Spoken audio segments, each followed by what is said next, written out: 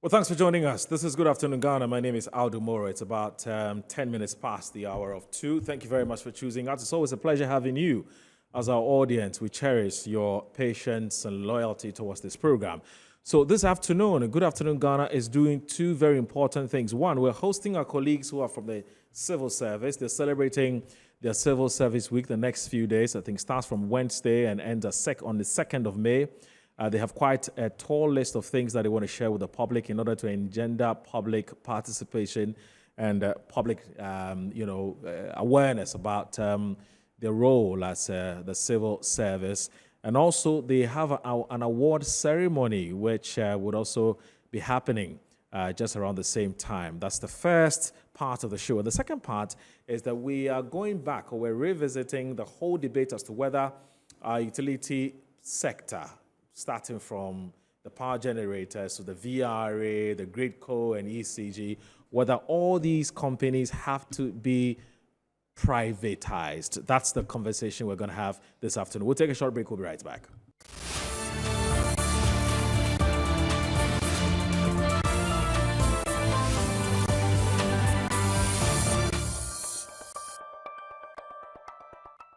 Welcome back. Thanks for joining us, or thanks for tuning in, or thanks for staying with us. So, as I did indicate in the beginning of the show, we have two very important conversations to have. One is that the civil service is organizing its week. In fact, they're celebrating their week, and starting in the next few days. Next, I think that's on the 24th of April this month, and they have quite a number of things that they want to share with the public for the public to know. So that the public can be informed, and there's our awareness creation, and so that the public can actually be a participant in this. And then the second issue we intend to do is that the Asantehene Otumfuo Osei II has reignited the whole debate as to whether we should be privatizing the whole utility power value chain, right, from VRA to ECG. Not everybody agrees. We'll have a conversation about that as well. That's the second topic. So we're going to go straight to the Civil Service Week celebration. I have in the studio Prince Selikem Kule, I think it's Kulevome, right. You are Director in charge of Career Management. Yeah, great. So have a good afternoon, and it's good to have you. Thank you very much for joining us. Now, Elizabeth Obing Yabua is the Director, Reforms Coordinating Unit, Office of the Head of the Civil Service. She's also here with us. Good afternoon, madam. Thanks for joining us. It's a pleasure having you. I think fundamentally what we need to do, first of all, is to try and understand, when we say somebody's a civil servant, who is that person? Yeah, Moro, yes. Oh, sorry, your microphone. Your microphone, please switch it on. Right, that's great. Yeah, it's on now, yes. Thank you so much, Moro, for having us. It's quite exciting being here in the studio with you.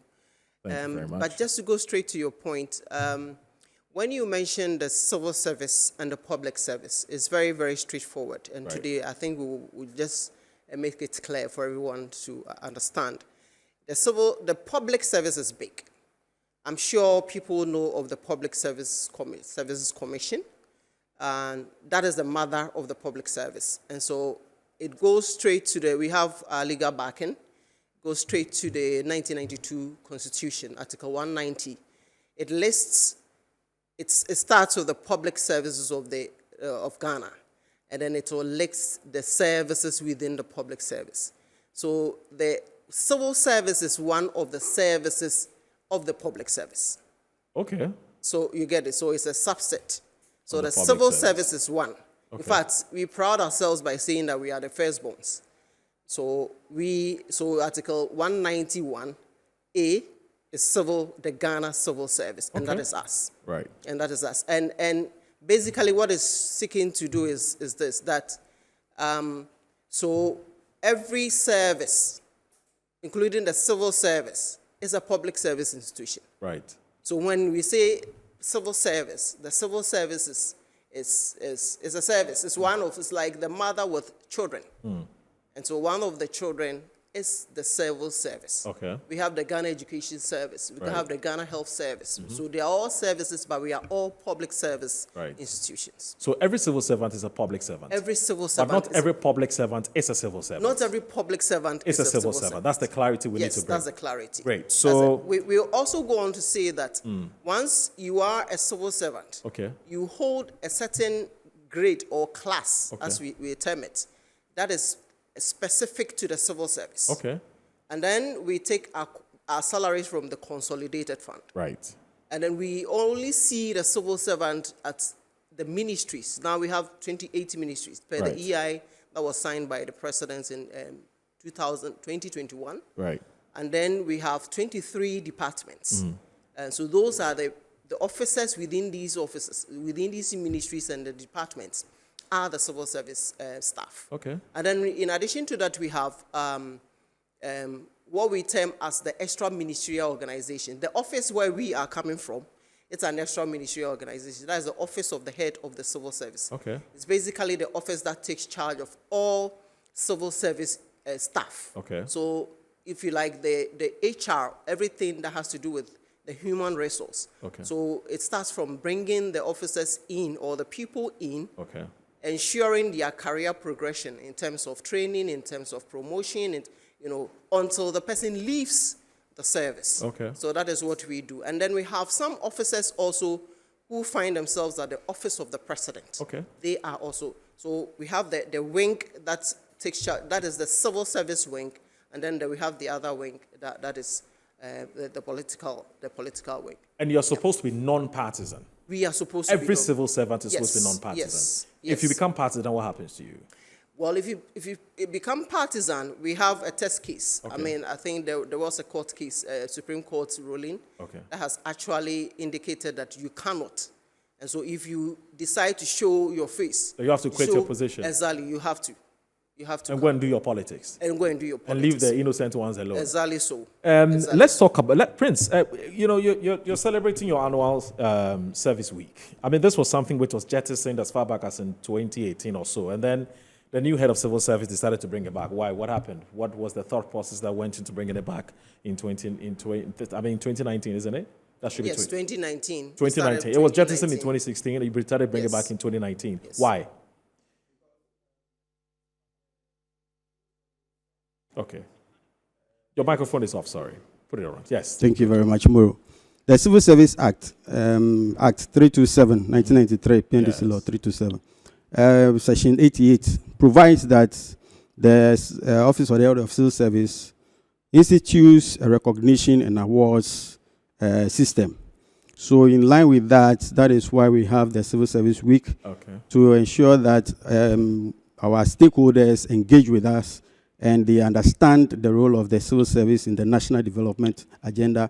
And we also interact with them so that we will identify or understand our clientele, and also award or reward high-performing civil service staff who have been so identified from the various ministries and departments that will encourage performance and also motivate others to increase their performance in the service. That's why it is there. I see. And the theme for this year, you're saying combating threats to sub-regional peace and security perspective of the civil service. Why is this theme important? You know, if you recall, in recent times, there have been threats of insecurity all around us. Okay. And aside God's grace that has kept us, also there have been policy interventions that have caused our borders to be protected. So in that regard, as a policy formulation and implementation institution, we found it necessary that let us keep abreast with the trends.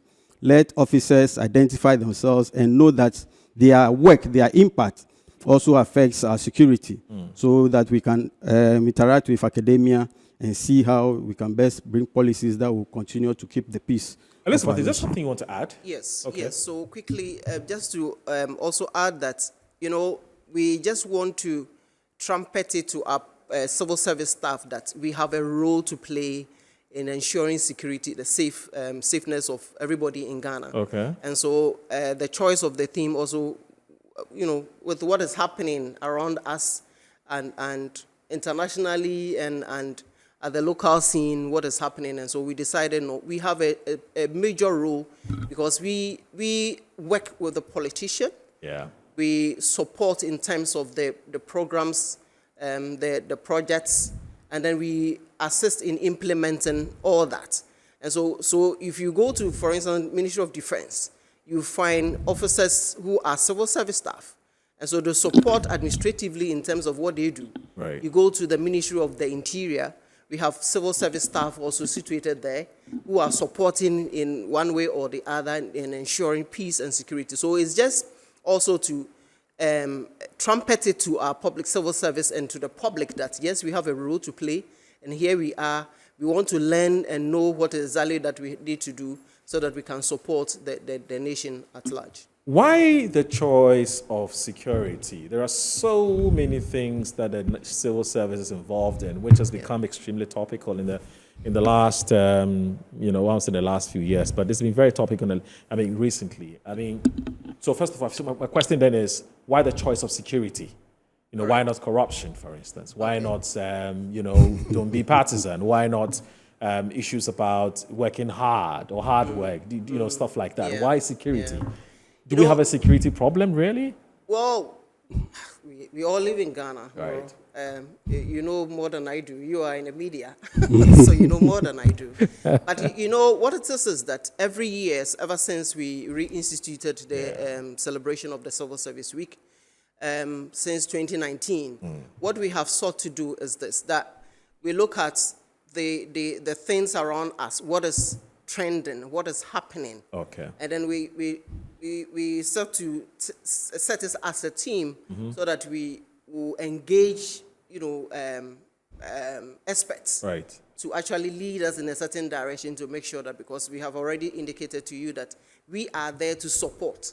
And so whatever it is that we need to do and know to support for, let's say in this case, peace to prevail, that is what it is that we do. So it's just a way of, we've done performance before. Yeah. We've done corruption before. Fantastic. We've done ICT, Okay. We invited the vice president. Right. And he spoke at length about that. Okay. So we've done so many, and so that's what we do every year. We look at what is trending, what is happening, what is it that the civil service can also do to support the nation. Interesting. Now, how do you intend to celebrate this week? What have you lined up? Yes. I heard you say earlier that we are starting on 24th. Yeah. We have actually started. We've actually started. We have actually started. Okay. We started with sporting tournaments. Okay. And so we have played a lot of Football matches. Right. The ministries, a ministry against a ministry against a department. Right. It's a fun game. So Okay. we started about 2 weeks ago. Today, the fun part of it is the women are also playing. Don't ask me whether I played.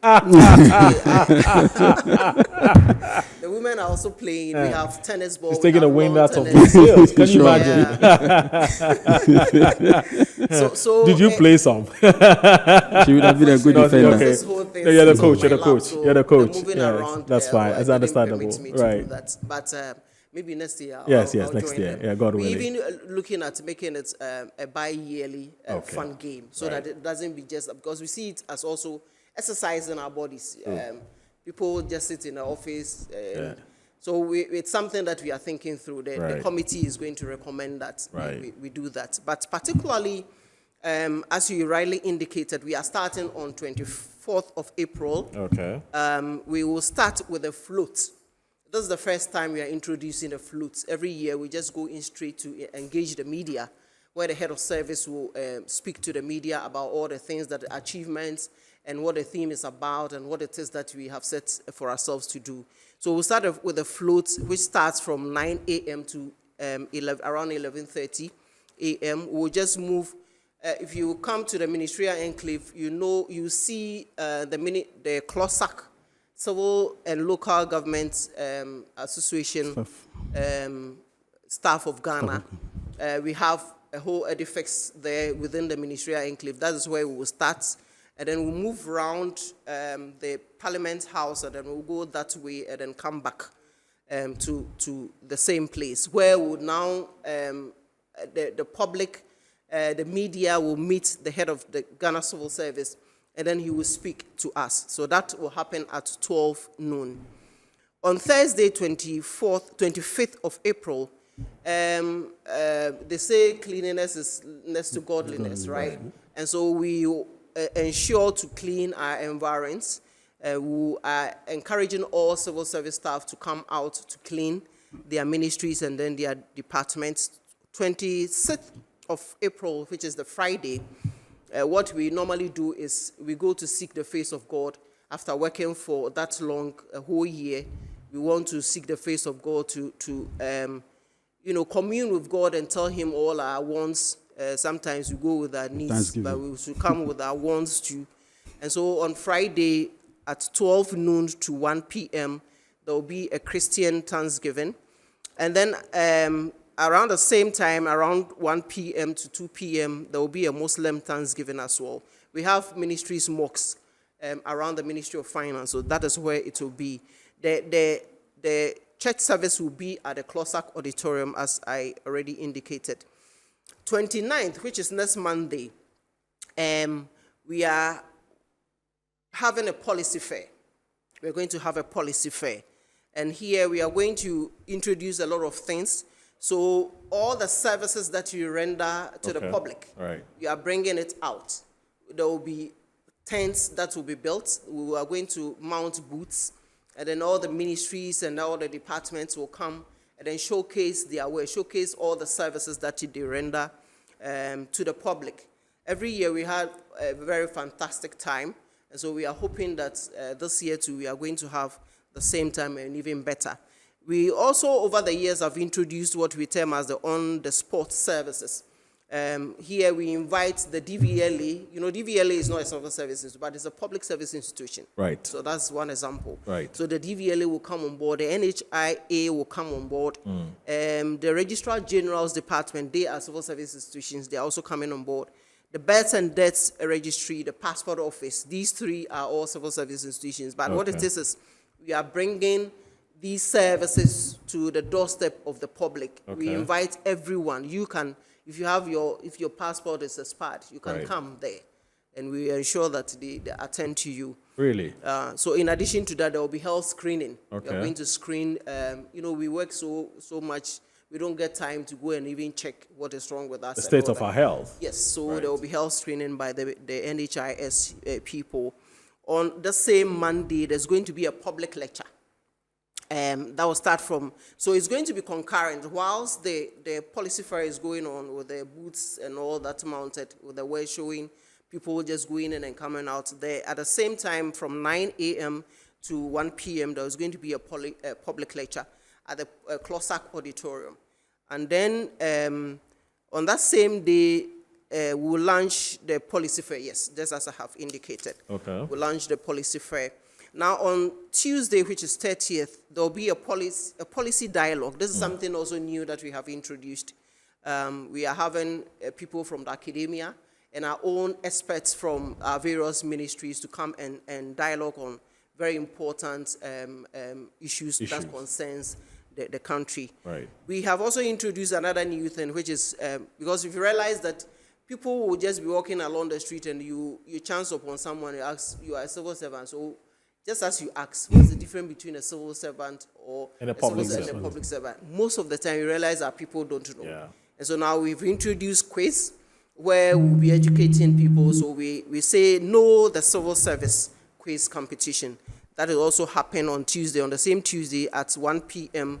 to 3 p.m. Then on Thursday, which is the 2nd of May, because the 1st May is a holiday, so we'll jump that will be free for everyone. And then move to Thursday, 2nd of May. We'll have a cooking competition. In fact, the men that came with me here, they are all cooking. They've registered to be cooking. So tomorrow you are invited to come and taste. I will be there. Mr. Prince will be cooking. In fact, he's the one leading the OACS team that's nice. to cook. And then we'll have the women also cooking. And that will happen from 9 a.m. to 12 noon. And then at the same, so at 3 p.m., I already indicated that we are playing matches, the football matches. So at 3 p.m., we will have our final matches Okay. that will be played at the Accra Sports Stadium. We just want to use this opportunity to invite everyone, in fact, the media, everyone to come and watch. You know, maybe we'll get some Black Stars from Yes. the civil service. It's possible. You why know, not? for us to win Yeah. all the cups and Yes. even bring the World Cup home Absolutely. to Ghana. All right. So, and then the final day, which is the 3rd of May, Yes. will be we'll crown it with the award ceremony. That's Okay. how we always do it. I see. At the at the Accra International Conference Center. Okay. It starts at 4 p.m. Okay. And here, just as my brother has said, we recognize civil service staff that have, performed excellently over in the previous year. So this is 2023. the people that performed in 2023. Right. We have about 120 officers to recognize. Recognize. Okay. It will be fantastic. And Right. because of the theme, we have invited the Minister for National Security. Okay. He's the one coming to speak to us about it. Okay. So just to tell you that this is Yeah. what we are actually going That's- for. We want to support That's the the, nation. the Honorable Albert Kandapa, isn't it? Yeah. All right, that's fine. So, maybe let me leave the final words to Prince. Prince, if somebody's watching this show this afternoon, what convincing words can you give them for them to either pay attention to the week or to take, a particular notice to what is happening, or even to actively participate and attend some of these events? Thank you very Give much. them a more compelling reason. Right. Thank you very much. On behalf of Dr. Evans Agredako, the head of the civil service, I want to use this opportunity to invite everybody to participate in this because we need to engage with our clients. The world is moving into a moment of inclusion and involvement. So our stakeholders, private sector, individuals are very much welcome so that we can interact and see where they see that we are faulted, we are not performing well. That is the information, the feedback that we'll get from them and improve our services. If you stay away and you blame us, we may not be able to improve the way you want us. That's true. So that is a compelling reason that you should come and then let's interact and see what we have done also. Maybe you are not aware. Okay. So when you come to the exhibition, you see the things that we have done. There may be a service that you need Yeah. that you don't know exists. Right. So when you come, you see it, then you are able to apply for Right. it. And you Right. also, you are Ghanaian. You benefit from I it. think it's important, especially when you tune to radio stations and TV stations, the kind of criticisms that people level against the civil servants, sometimes born out of ignorance. They have a very fine opportunity to come up close and personal with you and ask you some of these questions and gain some more knowledge about your workings, right? So I guess that Yes, we're that's done. it. But if I Okay. may, Yeah, sure. we have some key sponsors that we want to recognize. That's fine. Yes. That's So obviously we have the government of Ghana, the Ghana government that has. We are sitting here. I'm about to receive my salary. Okay. So that alone is more than enough for me to All right. To thank the government ginger me of to Ghana. work the more. Right. Then we have CLOSAC, the Civil and Local Government Association of Ghana that I mentioned. We have the Public Sector Reform for Resource project. It's a project that is funded by the World Bank and Ghana government. They have done so much for us. In fact, ever since we reinstituted the civil celebration of the Civil Service Week, they have been with us. Right. Unfortunately, it's closing, it's ending, but we are very encouraged that they are going to look for more funds to come back and support us. We have Promasidor, the Onga people. Okay. Also, so when you come for our cooking competition, everything you see there is being sponsored by Promasidor. Okay. Then we have the GNPC. The GNPC, yes. Okay. And then we have GWEL. And then we have BOST. We have ECG. ECG is with us. Okay. We have ECG. I have to Right. say it again. We have the VRA. And then we have Verna Water also coming in to support us. So if you go to visit the stadium, all the water that is being given to the spectators, it's By the kind something that- courtesy Yes, Verna of the Water. company. All right. So thank you very, very much. Thank you very much. I want to thank you very much. Elizabeth Obeng Yaboa is the Director, Reforms Coordinating Unit, Office of the Head of Civil Service, and also Prince Selikem Kulevome. Yes, is the Director, Career Management at the head of civil service, I believe so. That's they've been talking to us in the last 20 minutes or so about the Civil Service Week, which is coming on. In fact, it started, but it would actually be ramped up from the 24th of this month up until the 3rd of May. So please pay attention to details and follow and participate actively. And I'm sure that you won't regret your date at all. Thank you so very much for your time. Thank you very much. It's been wonderful having the two of you here. Thank you. And, have a wonderful day. We are most Thank grateful. you. All right, then. So that's it. We're jumping to our next story in the next 20 minutes. Are we taking a break? Not yet. Okay. So we're jumping to our next story. Our next story is about the debate that the Asante Hene Osei II has actually triggered. Now, he says that it's time for us to take a second look at, it's time for us to privatize the utility companies along the value chain. We'll listen to the Asante Hene. When we come back, we'll be speaking to Nana Amoesi, who is the executive director of the Institute of Energy Security on this matter. In addition to his call for policy prioritization, the Asante Hene proposed diversing public enterprises such as the Volta River Authority and the Ghana Grid Company by engaging the private sector. He emphasized that involving private entities would ensure vital financial investments and the injection of fresh ideas, competencies, and resources necessary for their sustainability. According to the revered king, without such reforms, both the government and the Ghanaian populace would fail to reap the benefits of these state-owned enterprises. These remarks were made during the commissioning of a 430-kilometer natural gas pipeline by Gensa Energy on Wednesday. All right, so that's it. We heard from the Otumfuo, the Asante Hene Otumfuo the second, who has actually brought back or reignited this whole debate about what we should do with the utilities companies along the value chain. Let me speak to Nana Amoesi, who is the executive director of the Institute of Energy Security. Actually, Nana Amoesi the seventh. Good afternoon, sir. Thanks for joining us. Good afternoon to you, Moro. It's and a pleasure. to your viewers. Yeah, it's a pleasure having you on the show, sir. Always a pleasure talking to you and your wide viewers and listeners. But may I humbly do a correction here? Yes, please do. As the Institute for Energy Security. Security, right. Institute for, yes. Right. Thank you very much. So when you heard the Asante Hene make that call, what was your immediate reaction when you heard it? Yes, I did say that the eminent chief or king has done the right thing, hits the nail right on the head. Because Moro, if you understand the issues that ECG have and the economic condition that we find ourselves today, you wonder how ECG is going to survive the next few years.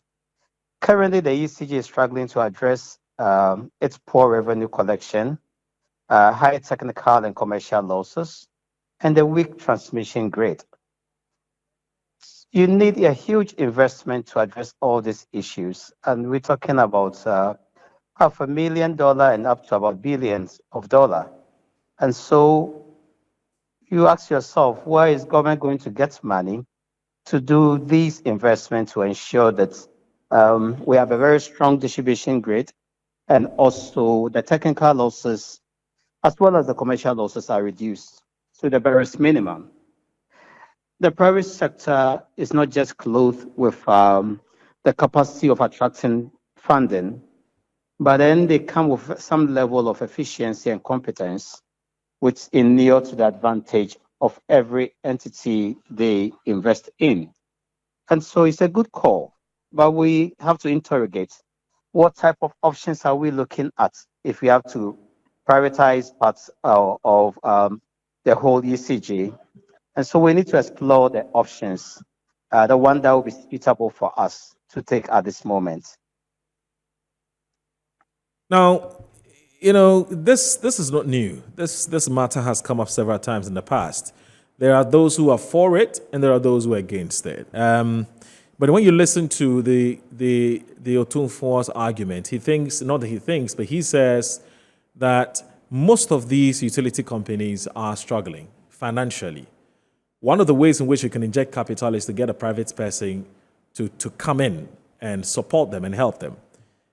Is that how you also see it, or you don't think that, look, even with even in the state in which it is, which is a public institution, we still can do something about the situation. We don't necessarily need a private person to partner these companies for them to be able to stand properly.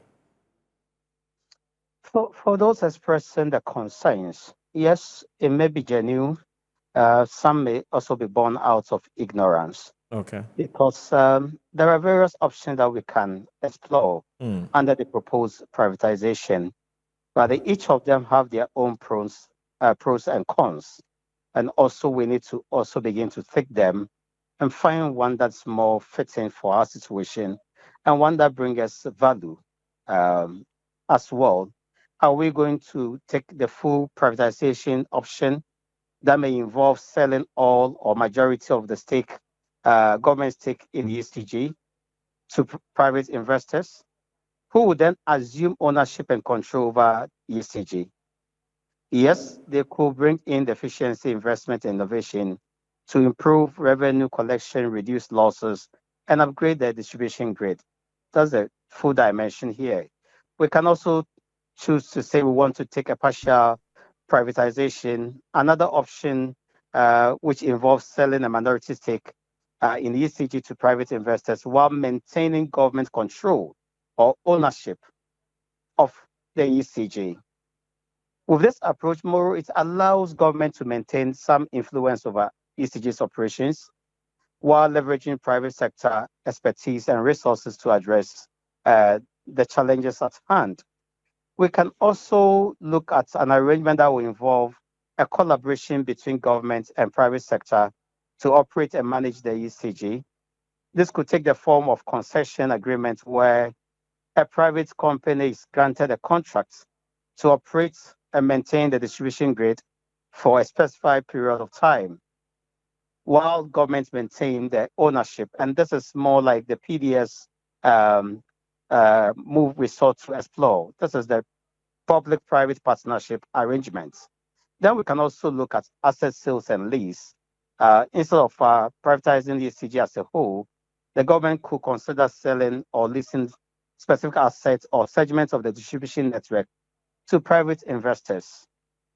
And so these are the various options that we have. But like I mentioned, they come with pros and cons. When you take the full privatization, you are seeking the advantages are that you increase efficiency, you have access to capital, you can also now have a situation where risk is transferred from the current ownership to a private investor. But the downside is that government will lose control over the assets. There is also the possibility of job losses. Then there is also the consumer concern where there's the fear of increased tariff or reduced service quality under this arrangement. When you take the partial path, yes, governments, the pro is that governments will still maintain an influence. The risk is shared with the private sector. Then also you still have an advantage of potential innovation of ECG. But then the downside is that it's quite complex when it comes to governance. Then there will also be that regulatory burden on governments and that limited efficiency gains. So these are some of the things that we can look at. Okay. We can also discuss the public-private partnership and all that. All right. Just give me a minute. Just give me a minute. I need to sell. Just 1 minute. I'll take a short break. I'll be right back. Okay.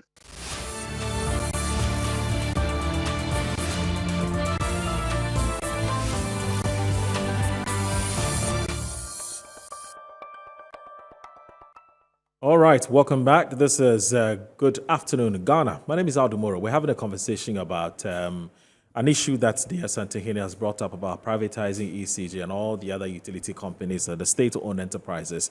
We've been talking to Nana Amoesi VII, who is the Executive Director of the Institute of Energy Security. Nana, welcome back. Thank you very much for your patience. Thanks for having me once again. Institute for Energy Security. For energy security. I keep saying off. Okay, Institute for Energy Security. Yes, not off. All right. Now, Good. anytime issues about privatization comes up, I mean, he throws up issues about social and political concerns. You have raised an aspect of the social concerns, which has to do with affordability.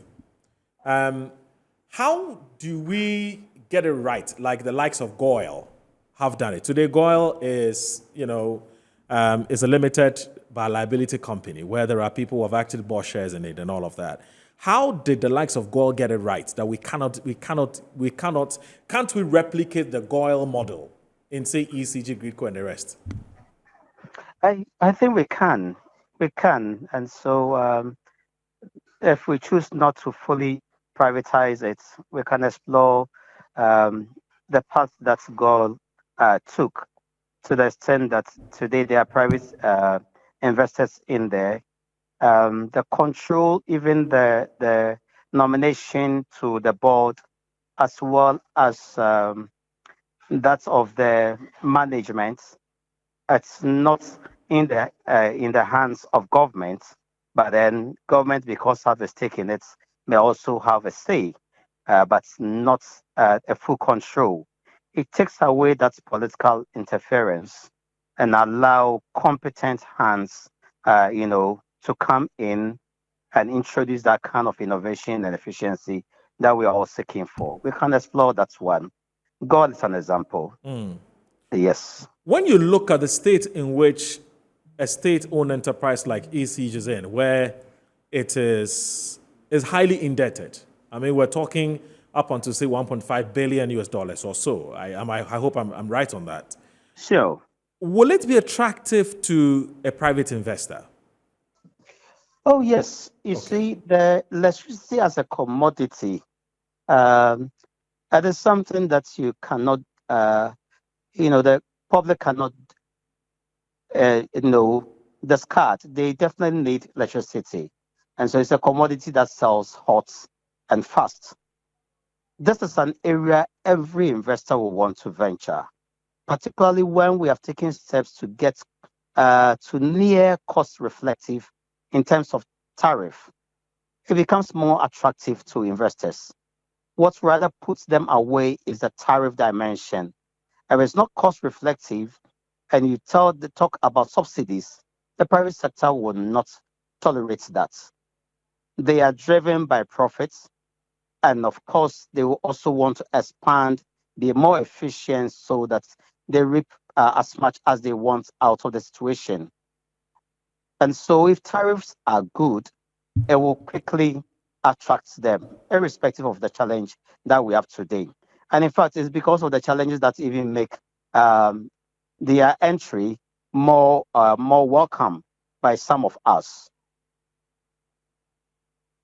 I talked about, that's my final question to you. I talked about the fact that anytime issues about privatizing some of these state institutions are concerned, it throws up the issue about political and social concerns. And one of the political concerns, apart from ownership, is also about, because you see, like you said, the private sector would be looking for efficiency, be injecting efficiency, which is using small to get big. Now, look, you and I know the kinds of employments, how we go about employing persons into institutions like ECG. The man will be looking at downsizing to working with fewer hands and so on. Do you think that sometimes the politicians fear the consequences of some of these policy decisions, and that's why there's this feet dragging in privatizing these state institutions? Definitely, it is one of the reasons for which they will drag their feet. Government wants to be in control of every situation, whether they have the capacity to exercise that control or not. They want to have that. They give them leverage. Let me give you an instance. During times like this, you find politicians who will even be assuring voters of giving them electricity, whether we have enough of capacity to service everybody or not. That assurance and promises go out. Sometimes they go their way to provide them with meters, which most of the time is not captured by the ECG. Okay. Okay, so that political, interest also is a reason for which some will kick against some of these things. But if we don't need to privatize, then we can also look at is it that we are ready to restructure and reform ECG? Okay. Are we also ready to invest in the infrastructure? Can we also undertake a tariff reforms? Okay. Are we ready to build our own capacity and also to exercise a stronger regulatory oversight? Okay. These are also another thing we can look at if we choose not to take the path recommended by Asante Hene. Nana Moisi, it's always a pleasure talking to you. Have a wonderful day, sir. Super day, Moru. All right, super day. Nana Moisi the 7th is the Executive Director of the Institute for Energy Security. My name is Aldo Moore. Thanks for watching. Have a wonderful day. Bye-bye.